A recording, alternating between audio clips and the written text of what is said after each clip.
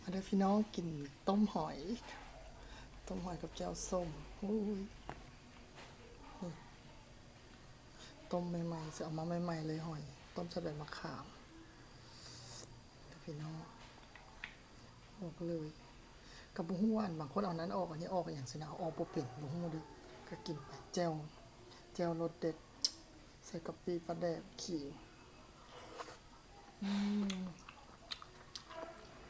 ต้มมัน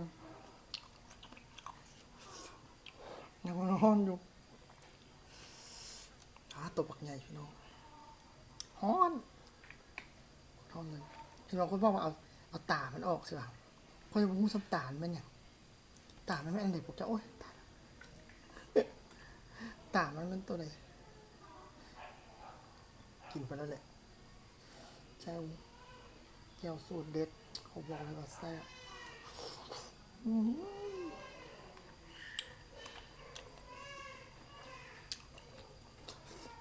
อากาศก็คงร้อน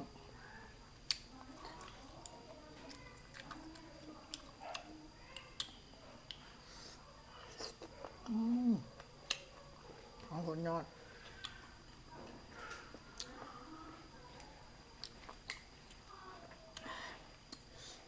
ความแซ่บ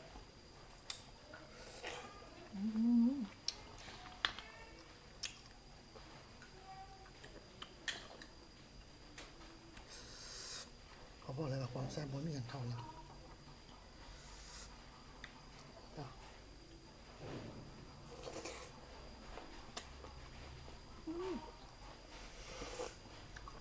แซ่บ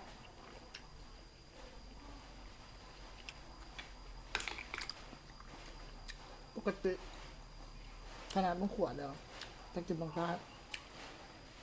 จะได้เห็นจัดๆ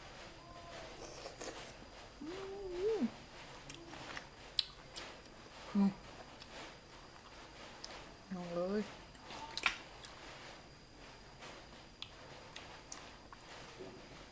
คุยไปเลือกแก้ว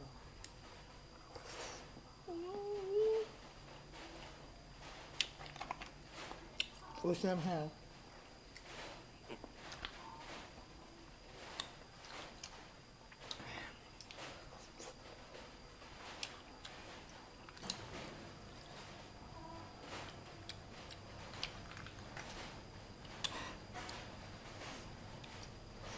เงา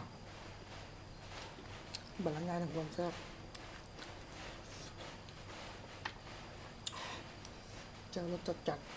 เผ็ดส้มหวานปุกปลาแดกใส่กะปิ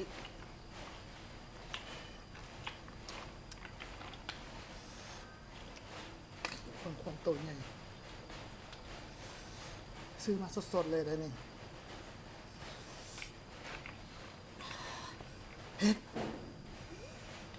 เผ็ดทั้งห้อนพวกแกเอ้ย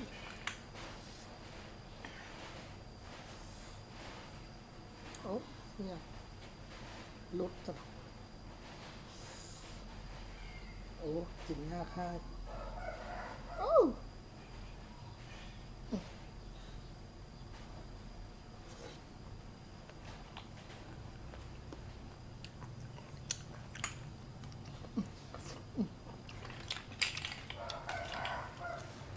ด้วยแล้วแซ่บแพง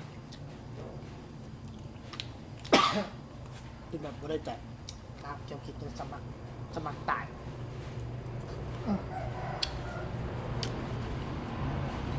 นนมาหับกันแล้วเก้า